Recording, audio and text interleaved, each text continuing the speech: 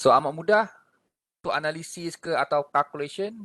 Is very useful if you can memorize the circuit itself. Okay, buck converter, boost converter dan juga buck boost converter. So contohnya untuk buck converter. So macam mana you nak lukis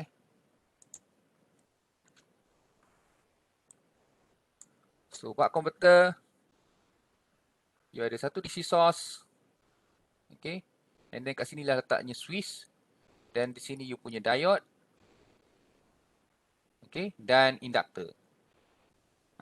Okay, dan kat sinilah baru you punya capacitor. So sebenarnya capacitor ni is actually to filter out ripple So ini you punya R load, you punya ni inductor, diode, switch So keluaran V out is actually DC lah. Tapi seperti yang saya beritahu sebelum ni, dia sebenarnya ada ripple dia ada ripple. So ripple ni yang kita dah lihat tadi, iaitu delta V out. Okay, delta V out which is berapa delta V out punya equation yang saya ingat setengah darab tapak darab tinggi ataupun 1 tolak D. Okay. 1 tolak D 8 LCF kuasa 2 kalikan dengan V out. Okay. Ini adalah ripple voltage. Manakala ripple factor adalah delta V out bahagi V out. Okay. Iaitu 1 tolak D 8 LCF kuasa 2. Okay. So F ni adalah frekuensi switching merujuk kepada this one lah. Switching. Berapa, so Fs. Berapa laju dia switch Dia on off tu merujuk kepada switching of the transistor. Okay. So ni adalah buck converter. So amat penting kalau you dapat memorize this one. Okay. Dan current, so kita ada I out di sini. I out is actually a DC current. Kemudian kita ada IC which is AC. Dan kita ada IL. So IL ni pun is actually AC So IL is equals to I out plus IC. So kalau saya base kepada dia punya KCL, KCL di situ. So saya akan lukis I LT is equals to I out. I out saja. Tidak ada T sebab dia DC current. Plus ICT So I out ni adalah bersamaan dengan IL average. Iaitu boleh dikira V out over R. Okay. So this is the waveform of your of your IL. So this is your IL. Okay, IL kat sini. Kemudian sama dengan hasil tambah I, iaitu I out, iaitu just a DC, which is the value is V out over R. Dia punya value dia, which is this one is equal to IL average. Plus capacitor current. So capacitor current adalah this one sebenarnya sama je lah sebenarnya ini. Sebenarnya sama.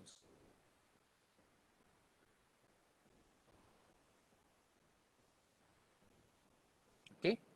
So the value of the IC ni, yang dia punya value ni adalah ILT tolak I out.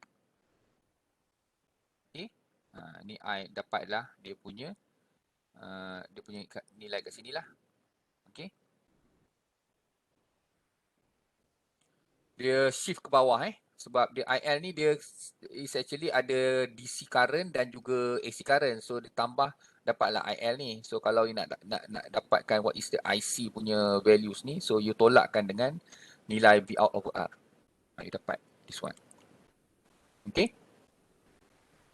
So capacitor ni digunakan untuk kurangkan ripple. Okay, delta V out ni. So kalau lagi besar you punya capacitor, lagi kecil lah you punya voltage ripple. Maknanya lagi bagus lah you punya DC-DC converter. Tapi saya kata dalam design dia tidak ada yang betul dan tidak ada yang salah. Okay, dia bergantung kepada aplikasi, bergantung kepada kesesuaian sistem yang you nak apply tu. Okay, dan L ini hanya digunakan untuk menentukan sama ada dia CCM atau DCM. Nilai induktor ni digunakan menentukan sama ada CCM ataupun DCM. Sebab L ni banyak berkait dengan current of the inductor. So kalau you punya L besar, so maknanya current dia akan jadi kemungkinan besar dia tak akan jadi DCM lah, dia akan sentiasa CCM. Tapi dia ada calculation kita ada kira L min berapa dia ada equation dia. Berapakah L min supaya dia ni berada dalam keadaan CCM. So kena avoid. Selalunya L actual yang kita pakai setelah you dah calculate L min tu, L actual yang you pakai selalunya kita kalikan dengan 10. 10 kali dengan L min. Okay. Okay, so berbalik kepada soalan.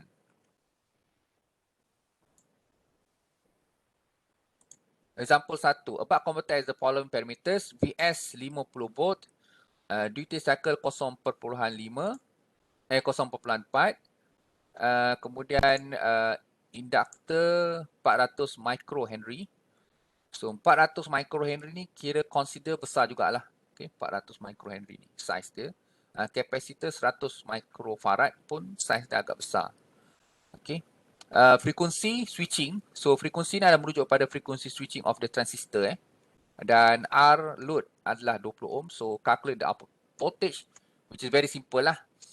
Untuk buck converter, dia punya relationship is V out is equals to duty cycle multiply with V input. Okay. So meaning that duty cycle telah diberi. So saya harap you all dah maklum what is the duty cycle. Duty cycle is actually the ratio T on over T. So 0.4. Okay. So 0.4 kalikan dengan V input 50. So rasanya you dapat berapa ni? 20 volt rasanya Saya tak ada calculator ni. So 20 volt So buck converter, so maknanya dia hanya boleh step downkan voltage. So 50, yang ni 20. Okay. And then yang kedua, the maximum and minimum inductor current. Maximum and minimum inductor current. So Imax, rumus asal dia adalah IL average plus delta IL bagi 2. Okay. So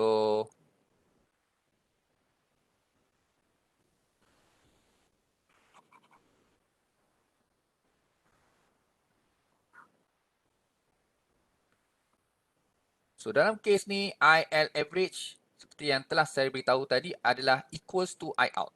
What is I out? I out adalah V out over R. Okay, dan V out kita dah dapat tadi iaitu 20 volt. So 20 volt over 20 ohm telah diberi okay, resistor dia. So maknanya IL average adalah 1 ampere. Okay. Dan sekarang ni yang ni. Delta IL bahagi 2. Okay. So sebelum ini kita dah analisis kan circuit tu. Circuit tu kita, untuk buck converter kita kena analisis dalam dua keadaan. Satu keadaan switch on dan satu dalam keadaan switch off. So dalam keadaan switch on kita dapat IL on iaitu VS tolak V out over L kalikan dengan T on ataupun DT. Dan satu lagi adalah delta IL off. Okay, negative V out over L 1 tolak DT. Okay. So ni sebenarnya adalah T on Yang ini keseluruhannya adalah T off. Okay. Dan kita tahu bahawa perubahan delta IL on ni, okay, magnitude saja modulus mesti sama dengan perubahan delta IL semasa off.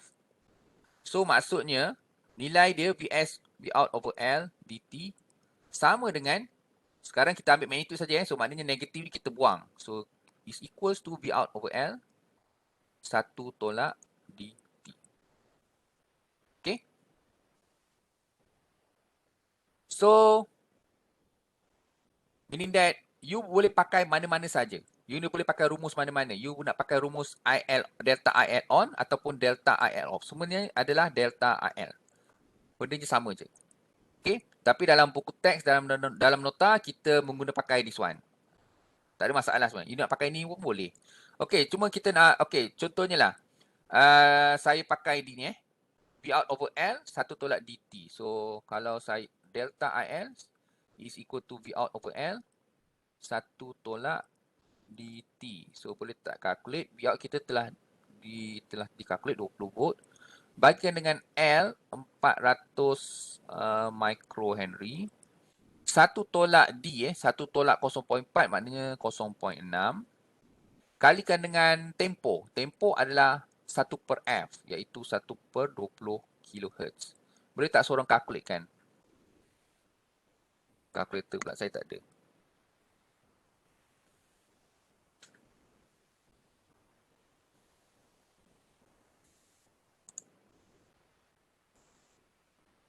.5.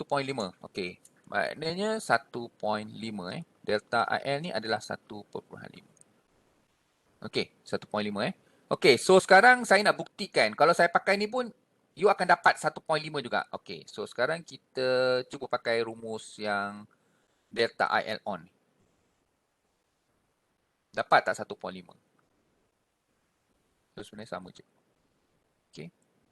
So delta tu dia terberi iaitu VS tolak 20 bahagikan dengan L 400 mikro kalikan dengan D iaitu 0.4 kalikan dengan T iaitu 1 per 20 kHz. Dapat berapa?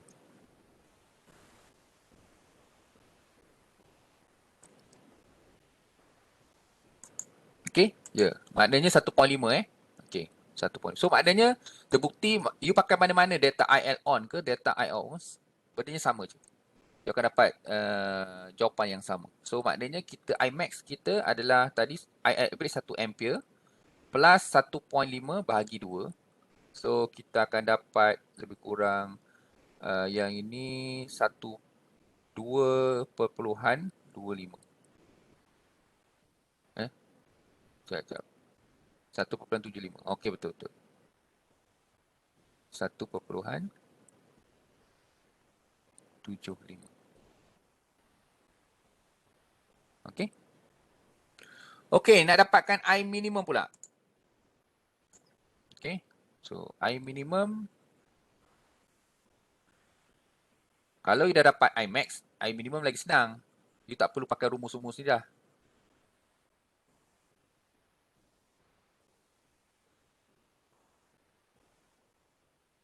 Okey.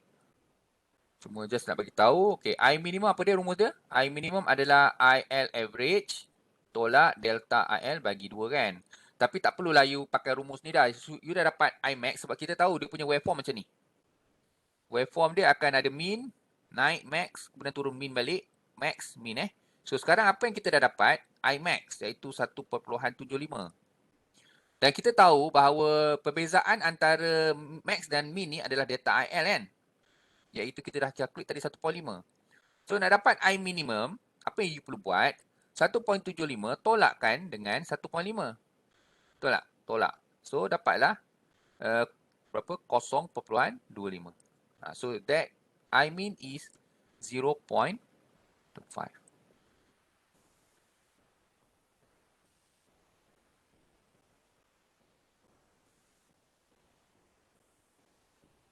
Okay. Then yang ketiga, the output voltage ripple. Okay, the output voltage ripple.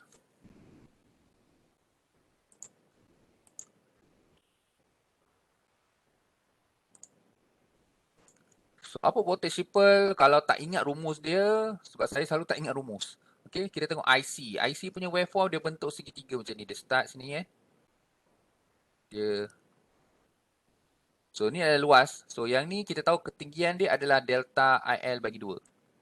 Tapak dia adalah setengah tempoh, T/2. Okay, so ruas di bawah graf /2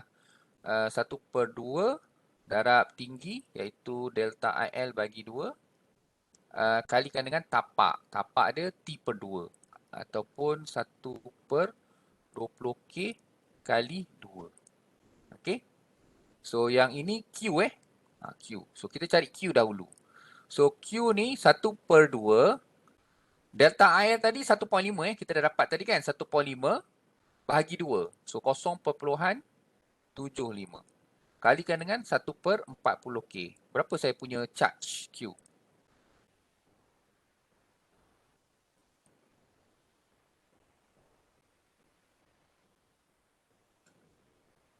You boleh pakai rumus juga tapi saya tak pakai rumus lah. Berapa charge Q So unit dia column. 9.38. Okay, 9.38 microcoulomb tu charge tu. Dan kita tahu bahawa nilai charge yang terkandung dalam kapasitor bergantung kepada nilai kapasitor tersebut dan voltage across the capacitor. Dan sekarang kalau kita tengok circuit tadi, voltage across the capacitor tu adalah V out So kita gantikan ni sebagai V out lah. Okay, so any perubahan dekat charge, so ini menunjukkan bahawa ada perubahan pada V out. Inilah V out ni yang kita panggil sebagai ripple voltage. Dia ada perubahan, dia ada mix, kadang dia min max kan. So ripple voltage. So ini yang kita nak cari. So delta V out is equals to delta Q bagi C. Okay. Dan delta Q ni kita dah calculate tadi, iaitu 9.38. Okay. Bagikan dengan capacitor value 100 microfarad. Okay, so you akan dapatlah 9.38 micro bagi 100 microfarad. Berapa dapat? So ripple dia memang kecil dalam, memang very small lah. Okay.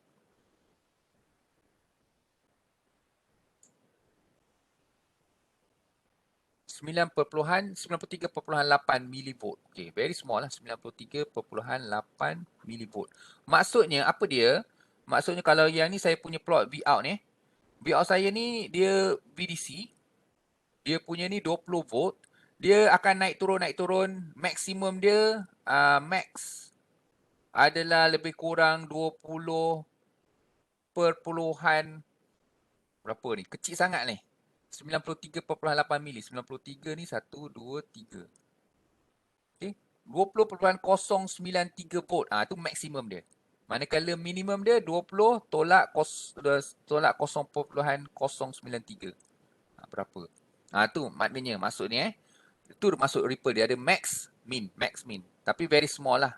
Okay, dia punya delta V out ni lebih kurang 93.8 milivolt. Okay. So kalau you perhatikan rumus ni delta V out is equal to delta Q bagi C. Kalau you nak delta V out ni maknanya ripple voltage very small, apa yang you perlu buat adalah you kena naikkan nilai kapasitor. Okay. Nilai kapasitor, tapi bila you naikkan size nilai kapasitor maknanya size pun lagi besar lah. So mungkin you punya circuit tu dah jadi berat. Okay. Okay, saya harap semua clear yang ni. Okay. Okay, so kita tengok example kedua pula.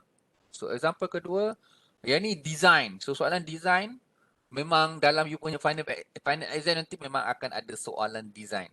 Okay, memang purposely kita buat soalan design is actually untuk test on for the DC-DC converter punya.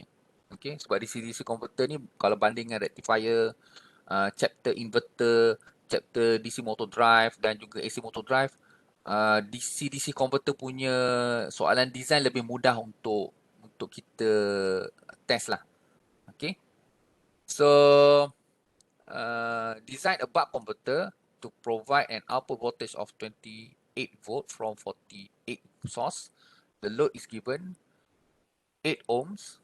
Okay, design the converter such that it will be operating in CCM. So CCM so maksudnya bila CCM ada kaitan dengan inductor. You kena dapatkan what is the minimum inductor value. Okay. Dan the output voltage must be not more than 0.5. So kita letaklah you punya ripple factor 0.5% ataupun you tak boleh kira, maknanya dalam calculation you jangan letak 0.5. Dia kena jadikan nombor ni lah 0.005. So this is your ripple factor yang sebenarnya. 1, 2, betul. 0.05. That is your ripple factor. Okay. Specify the duty cycle ratio. Okay. Yang ini duty cycle ratio, you boleh specify based kepada output dan juga input. Okay. So, untuk buck converter, so you punya duty cycle adalah V out is equal to D V in. So, duty cycle V out over V in. Which is, you punya V out is 28 over 48. So, berapa ni? 0.58. Okay, thank you. 0.58. That is your duty cycle. Okay. Fix Okay. Kemudian soalan yang kedua, switching frequency. Okay.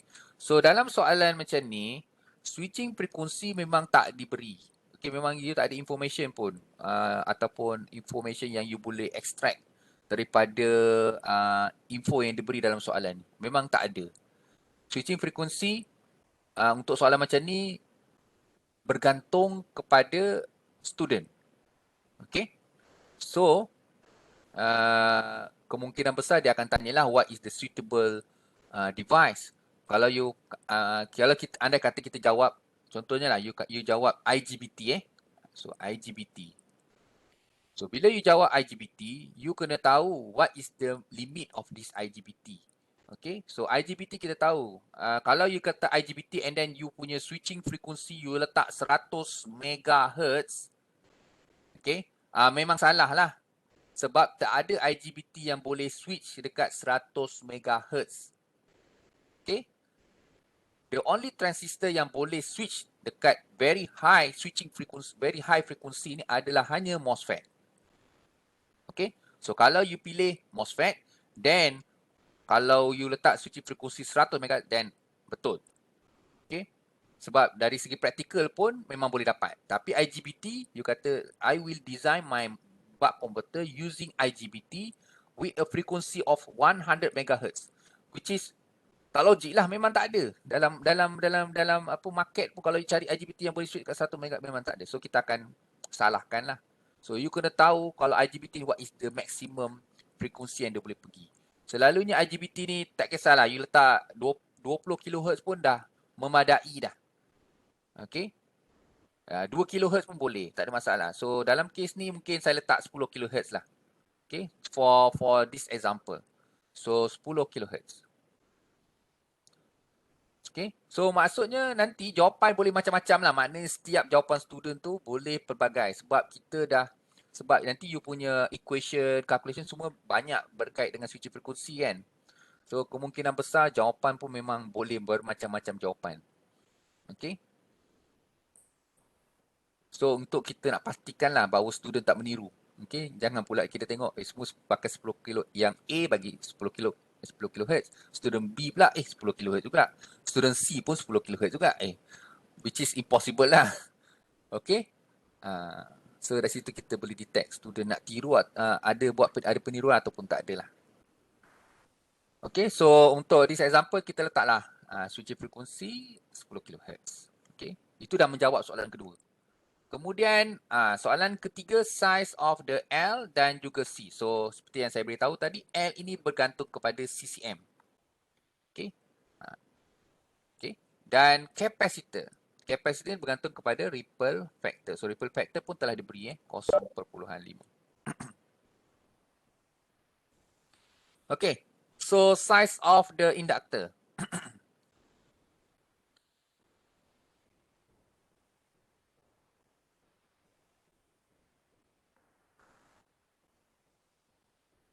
size of the inductor Saya rasa saya mungkin kena create satu lagi slide.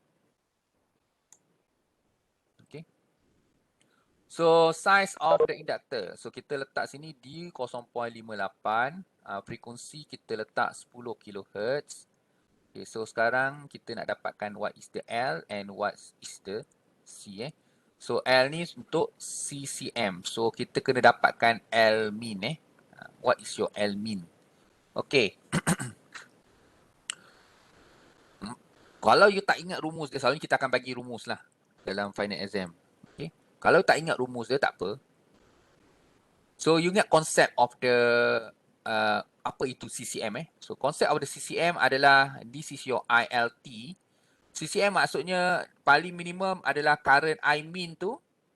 Okay, this is your I min berada paling is actually 0. So nak dapatkan berapakah nilai inductor minimum. So kita base kepada this one. Gambar rajah ini. Okay. So kita tahu bahawa I max tolak I min is equal to delta IL. Dan untuk keadaan boundary ni maknanya bila mana betul-betul I min ni dekat kosong. So kita set kat sini kosong lah. So maknanya I max is equals to delta IL. Okay, dan delta IL ni tak kisah. You nak pakai masa delta IL on ataupun delta IL off. Saya pakai delta IL off So V out over L 1 tolak DT. Okay. Okay. Dan I max. Okay. Delta IL.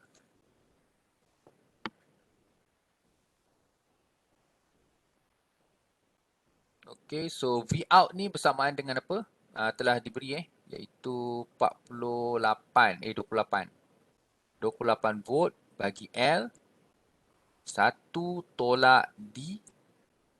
1 tolak D. D adalah 0.58.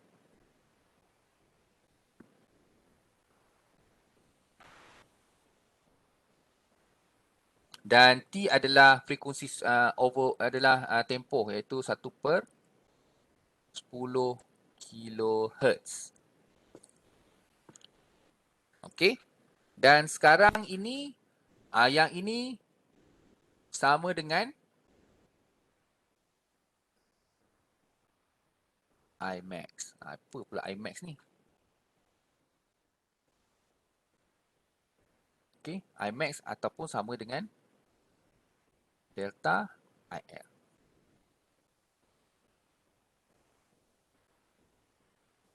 Macam mana pula ni? Stuck pula kat sini. Tak ada idea pula tiba-tiba.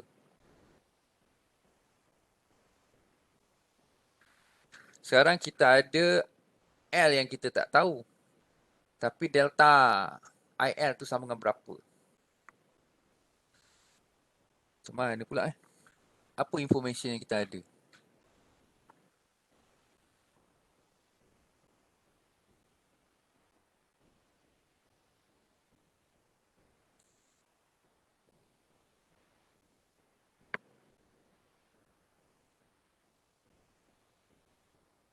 Boleh tolong ke?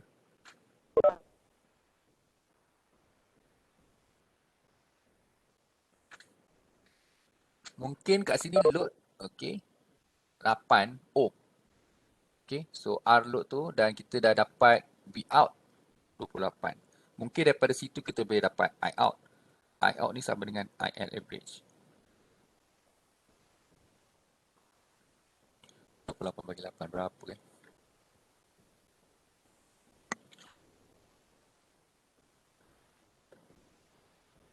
Itu pun tak ada idea pula ni. 28 bagi 8. Berapa tadi? 3.5. Okey, maknanya dia punya IL average tadi adalah 3.5. Okey.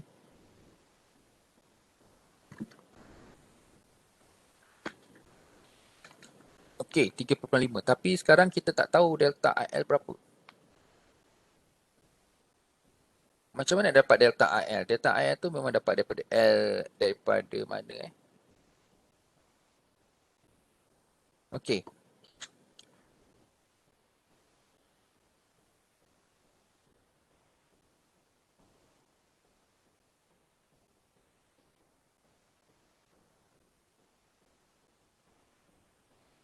Okey. Ini adalah ILT dan kita tahu tengah-tengah dia ni, okey. Tengah-tengah dia ni adalah 3.5 ampere tadi 3.5. So, maknanya I min sini kosong. Okey, I min kosong maknanya sini delta IL bahagi 2 adalah 3.5 ampere. Betul tak?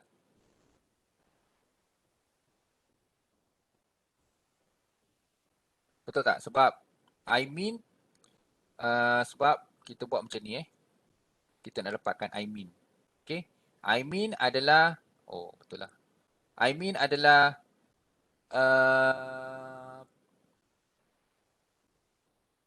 IL average tolak delta IL bagi 2 Okey. Dan kita tahu bahawa I min sama kosong. So kosong sama dengan IL average tolak delta IL bagi 2. Okey. So pindahkan ke sebelah sini. So kita dapat IL average sama dengan delta IL bagi 2. Dan IL average tadi kita dapat 3.5 3.5 ampere kan? So delta IL bagi 2. So delta IL adalah 7 ampere. Okey. So kita masukkan sini jadi 7 ampere sama dengan 28 bahagi L 1 tolak 0.58 1/10 kHz. So dapatlah L bersamaan dengan 28 bagi 7. 1 tolak 0.58 ni berapa 0.42 kalikan dengan 1/10 kHz. Ni adalah L min Ni semua L min. Berapa dapat LU punya L min?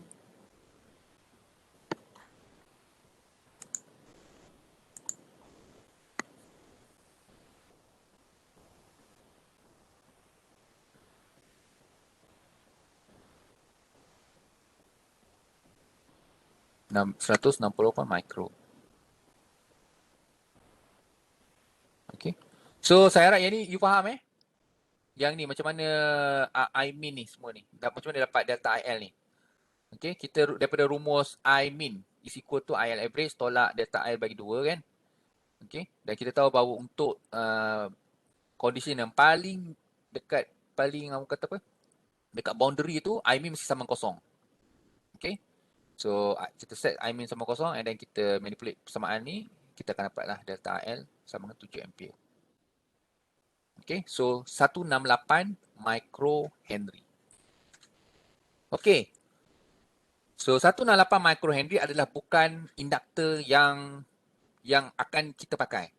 Okay, so induktor yang akan kita pakai adalah you kena kalikan dengan 10. Okay, so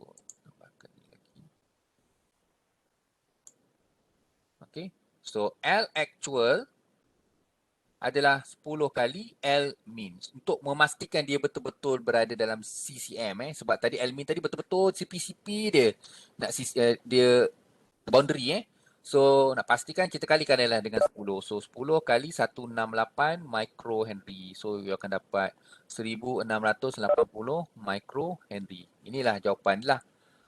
Kadang-kadang mungkin tak kisah, tak ada masalah sebenarnya kalau kali 3 ke, you nak kali 5 ke, kali 100 ke, tak ada masalah. Okay, pastikan L actual you pakai tu at least lebih besar lah daripada L minimum. Okay, tu tak ada masalah. You nak kali 3 pun boleh. Okay, tapi standard lah dalam practical, engineer ataupun kita punya design practical memang kita just kalikan dengan 10 saja. Okay, so 1680 microhenry. That is your inductor values yang you akan pakai. Okay.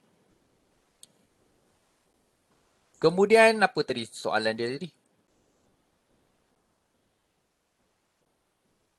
Capacitor. So, capacitor kita dah lihat tadi. So, saya pakai rumus je lah. 1 tolak D Ataupun sebenarnya tak payah pakai rumus lah. Cuba kita buat yang tadi. Uh, gambar rajah ni. IC IC. So, kita ada luas dia buat graf ni. Kita tahu yang ni tinggi dia setengah IL bagi 2. Ni adalah T per 2. Okay. Tu charge So, charge ni 1/2 kalikan dengan ketinggian. Ketinggian dia delta IL bagi 2. Ketinggian dia kita dah dapat delta IL tadi. Oh, sorry.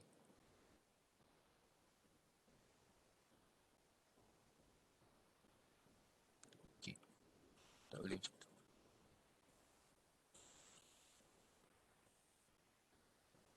Okay. Okay. So, kita orang kata apa? Patah balik.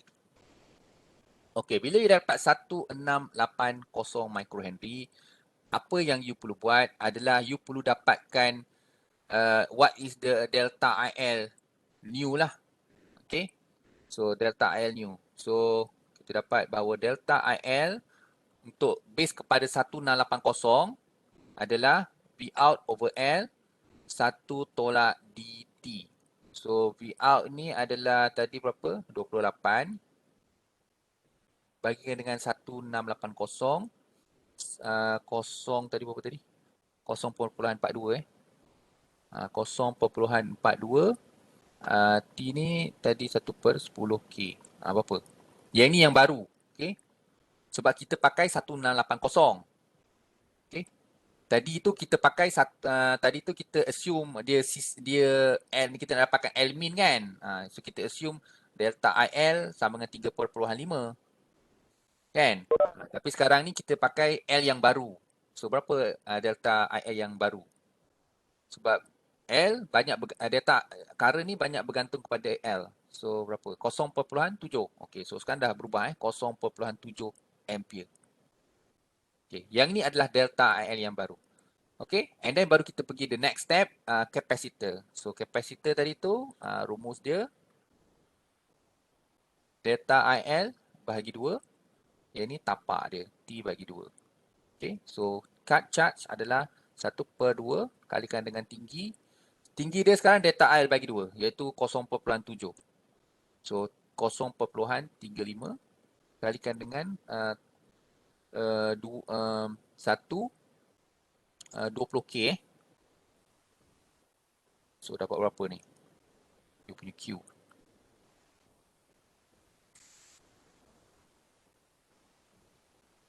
Okay, ni IC IC 8.75 microcoulomb So, and then kita tahu charge ni bersamaan dengan capacitor kalikan dengan V out. So, and then kalau ada perubahan charge, maknanya ada perubahan pada V out. So, delta V out is equals to delta Q bahagikan dengan capacitor. Oh, capacitor tak ada pula. Okey. Tak apa. Oh, silap. Dia nak nilai capacitor Okay. Dia nak nilai capacitor sebenarnya.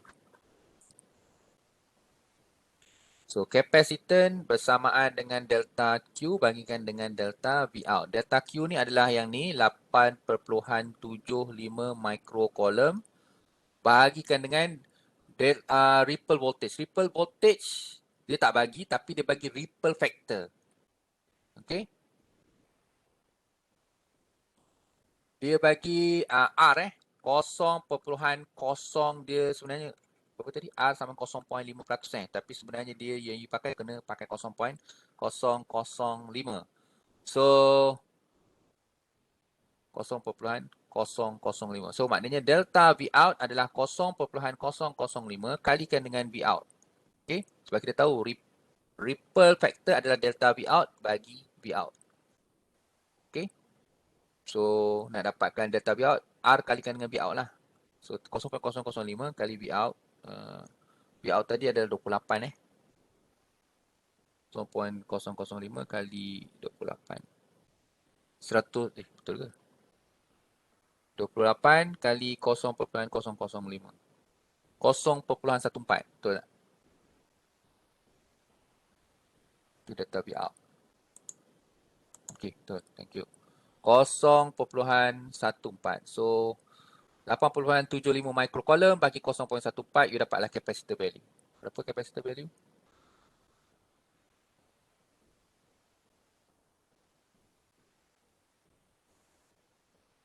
Ya, 62.5 microfarad.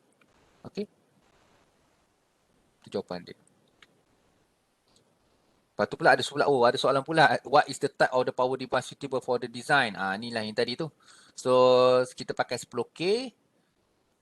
Okay, 10K And then you kena tengok juga you punya voltage. Ini voltage ni kecil je lah. Kalau voltage ni kecil, okay,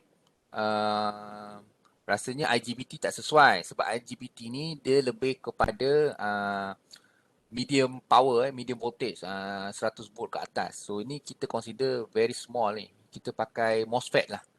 Okay, MOSFET. Sebab MOSFET ni dia sesuai untuk low power application. Kerana dia banyak losses. Okay, sebab dia ada RDS on tu. So kita elak penggunaan MOSFET tu pada high power punya application. Okay. Sketch the output voltage waveform dan inductor current. So saya harap yang ni you all already know lah macam mana nak buat. Okay. Voltage waveform which is yang ni memang paling orang kata apa? You kena tahulah. Okay. So this one yang ni ada untuk on, yang ni untuk off off state. So on tu VS tolak V out which is dalam case ni berapa 48 tolak 28. 20 volt ni 20 volt. Yang ni pula V out V out ni equals to negative 28. Okay. Dan T on, you kena bagi tahu lah what is your T on. T on ni okay, you kena kira lah which is DT Manakala T off ni adalah 1 minus DT. You boleh kira. Okay. T on tu is kalau saya kira 0.48 kalikan dengan T iaitu 1/10 kHz. Dapatlah you punya T on. Okay. Dan current waveform, so ILT ni macam ni lah. So dia okay. You kena kira ni Imin yang baru apa. Okay. Dan Imax yang baru sebab kita pakai L1680 microhenry. Lmin tadi 1680 kan. 1680 di mana Imin sama kosong. Okay. Tapi sekarang ni kita actual kita kali ke 10. So you kena calculate lah what is your Imin yang baru. Imin yang baru bukan kosong. Okay. Dan kita tahu bahawa yang ini delta IL ni adalah 0.7 tadi. Okay. IL average tadi kita dah kira iaitu sama dengan I out V out over R. So 28 bagi 8 tadi. 3.5 okey 3.5. So sedanglah. Kalau ni maknanya dah boleh dapat lah. Tak payah pakai calculate, tak payah calculate pun you boleh dapat. Sebab kita tahu tadi IL 0.7 kan. Dan IL average maintain 3.5 sebab kalau as you can see dalam equation ni tak ada inductor pun. Okay, so maknanya 3.5 tambah 0.7 tambah 0.7 bagi 2. Okay, so Imax 3.5 tambah 0.7 bagi 2. So dapat lebih kurang 3.85 kot. Okay, so 3.85 ampere. Manakala Imin 3.5 tolak 0.7 bagi 2. So 5 tolak 0.35. 3.15. Yang ni 3.15. Dan IL average ni 3.5. So nampaklah you faham kan kalau you dapat buat macam ni.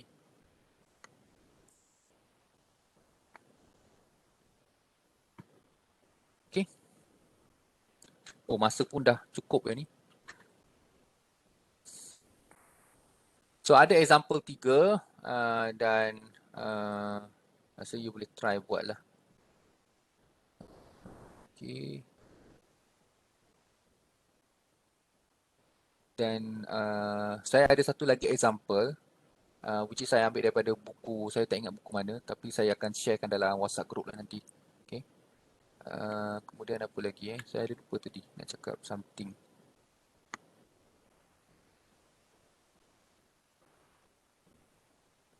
Okay. Okay, okay. Berkenaan dengan MOSFET tadi. Kenapa? Okay, sebab kita tahu MOSFET ni tak sesuai untuk high power kerana dia banyak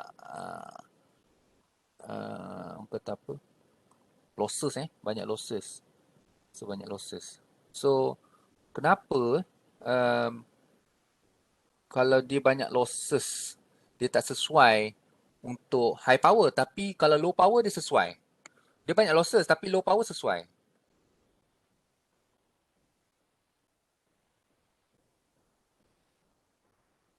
Boleh tak jawab? Kalau contohnya lah, dia punya low power lah, low power punya application lah, low power Macam contohnya, you punya charger lah charger you punya tu 18 watt contohnya, 18 watt. Okay.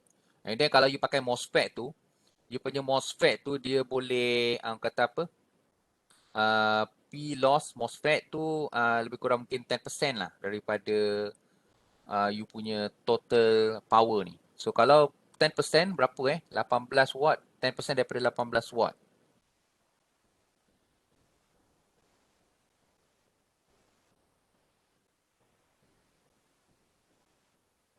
Kadang dia orang tanya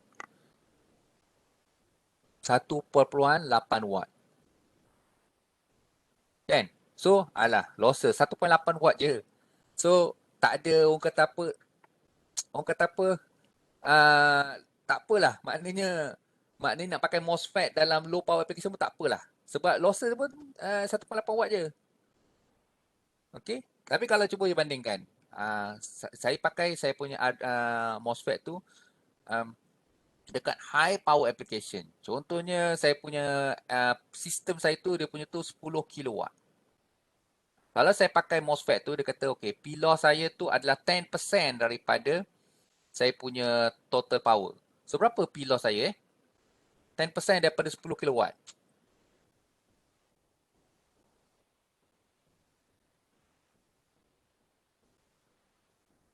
1000 kan?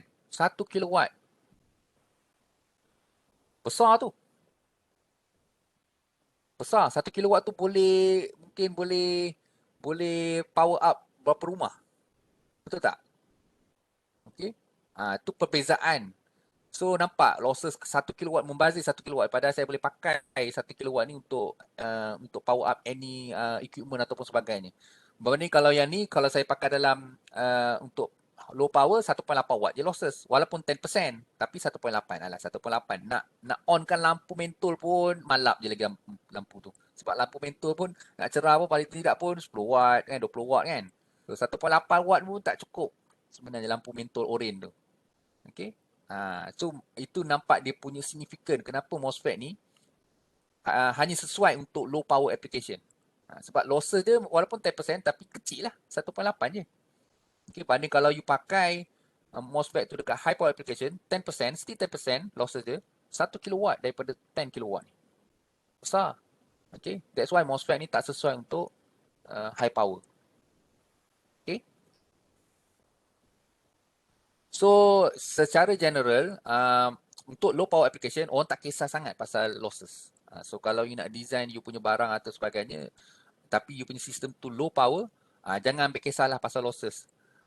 Okay. Tapi bila you involve on the design of a system that is actually high power, losses ni memang you kena ambil kira. Okay. Sebab kita kalau boleh, kita nak minimizekan losses untuk high power. Kalau low power, lantak lah.